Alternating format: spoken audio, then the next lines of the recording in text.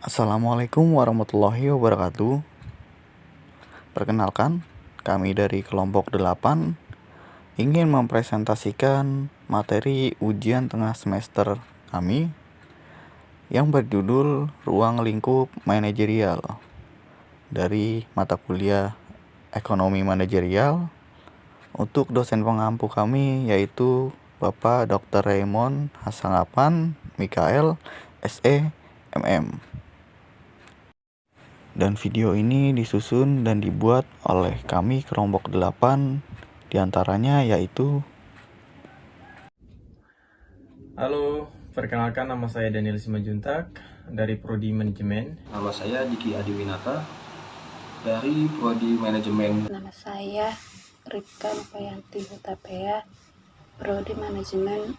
Nama saya Endang Astarina dari Prodi Manajemen. Perkenalkan, nama saya Rizka Nurfanice dari Prodi Manajemen. Saya Furqan Albayhaqi dari Prodi Manajemen. Saya Nurmal Fauzi dari Prodi Manajemen.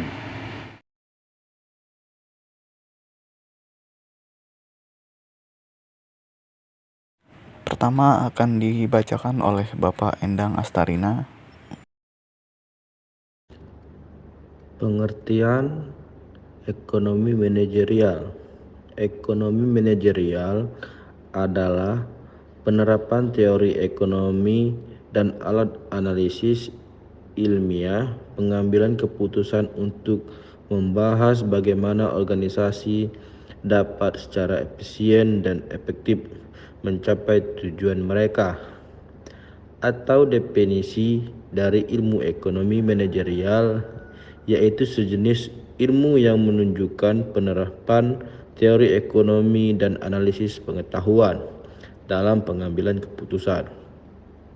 Keputusan ini menentukan bagaimana organisasi dapat mencapai tujuannya dengan lebih efektif.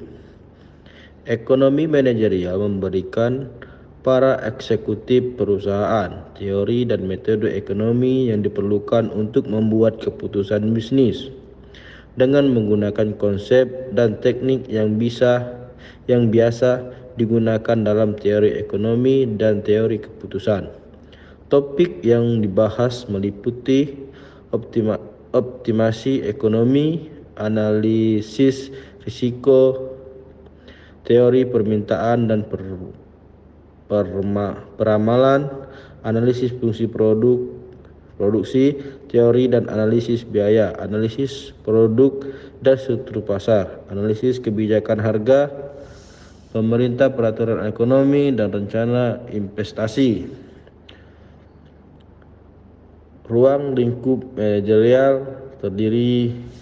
Selanjutnya akan dibacakan oleh Furqan Albayhaqi. Dari satu, teori ekonomi. Peran teori ekonomi di lingkup ekonomi manajerial terbilang vital. Pasalnya, teori ekonomi tersebut akan menjadi salah satu dasar atau landasan diambilnya sebuah keputusan. Ilmu ekonomi sendiri terbagi menjadi dua, yaitu ekonomi makro dan ekonomi mikro.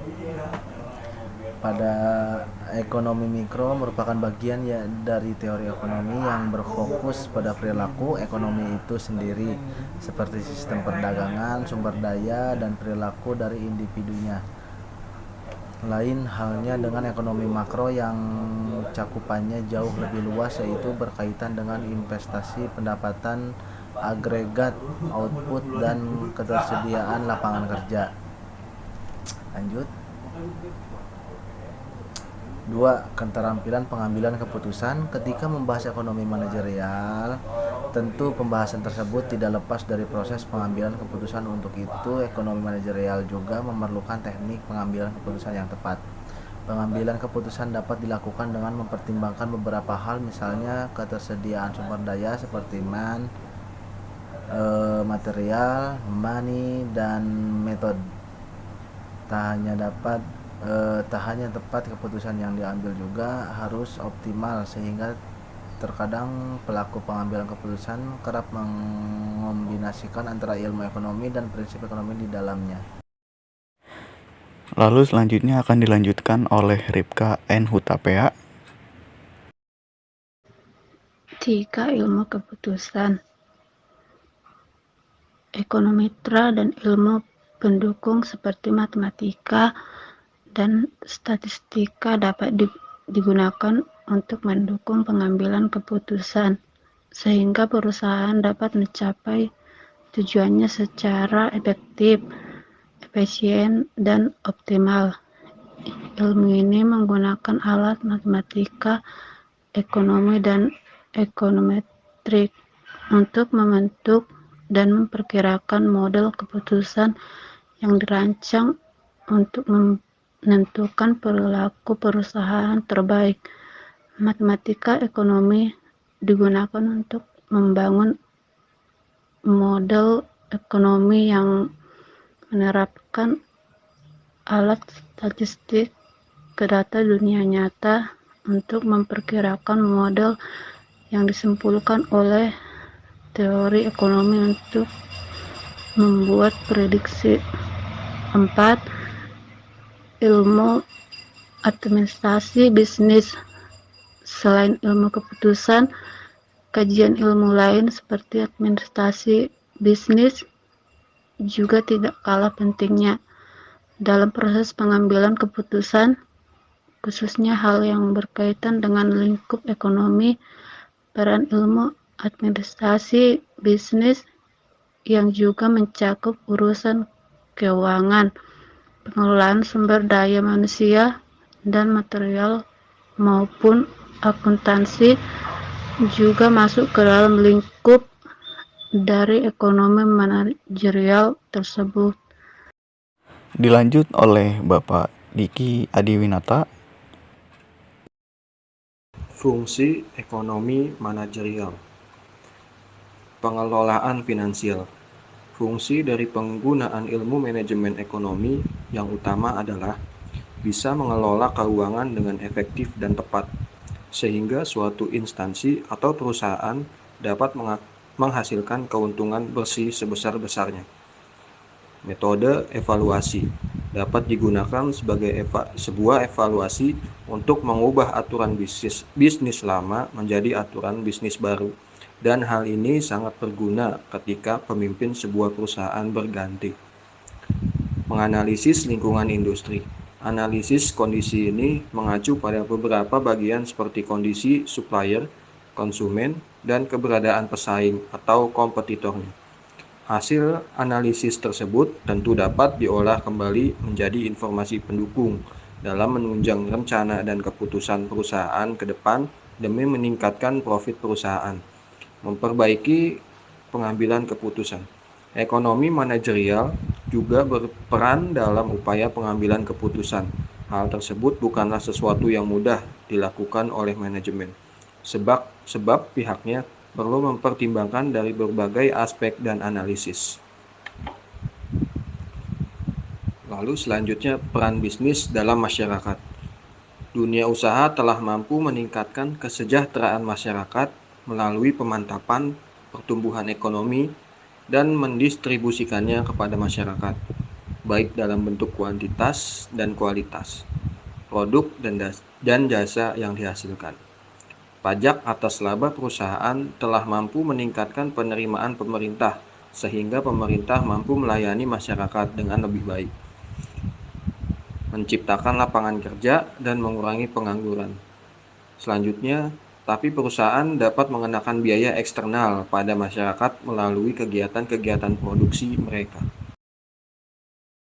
Selanjutnya akan dilanjutkan oleh Rizka Nurkhadijah. Definisi laba. Laba bisnis adalah pendapatan penjualan dikurangi biaya eksplisit akuntansi dalam menjalankan bisnis. Laba ekonomi adalah laba bisnis dikurangi biaya modal yang implisit dan masukan lain yang disediakan pemilik dan dipergunakan perusahaan. Selanjutnya adalah peran laba. Laba di atas normal berfungsi sebagai sinyal yang bernilai bahwa keluaran perusahaan atau industri harus ditingkatkan. Laba di bawah normal memberi sinyal kontraksi dan keluar, dan sebagai penalti bagi stagnasi dan inefisiensi. Laba memainkan peran kritis baik dalam memberikan insentif bagi inovasi dan efisiensi produksi maupun dalam mengalokasikan sumber daya yang langka. Dan selanjutnya akan dibacakan oleh Daniel Simanjuntak. Tujuan ekonomi manajerial. Tujuan ekonomi manajerial pada dasarnya yaitu untuk membantu proses pengambilan keputusan demi tercapainya tujuan. Jika mengacu pada organisasi profit atau perusahaan, tentu tujuan dari terbentuknya organisasi tidak lain adalah mengulangi keuntungan atau laba. Maka, secara garis besar, tujuan ekonomi manajerial tidak lain adalah untuk membantu proses pengambilan keputusan dalam meningkatkan keuntungan perusahaan dengan cara yang lebih efektif dan efisien. Nah, untuk kesimpulannya yaitu ekonomi manajerial adalah wawasan komprehensif atau teori ekonomi yang pengambilan keputusan. Digunakan untuk menganalisa dan mengambil keputusan yang bermanfaat bagi perusahaan. Fungsinya antara lain sebagai berikut, yaitu sebagai alat analisa dan pengambilan keputusan yang tepat untuk perkembangan perusahaan. Contohnya dalam dunia bisnis, yaitu sistem ini sangat penting untuk perkembangan bisnis secara keseluruhan.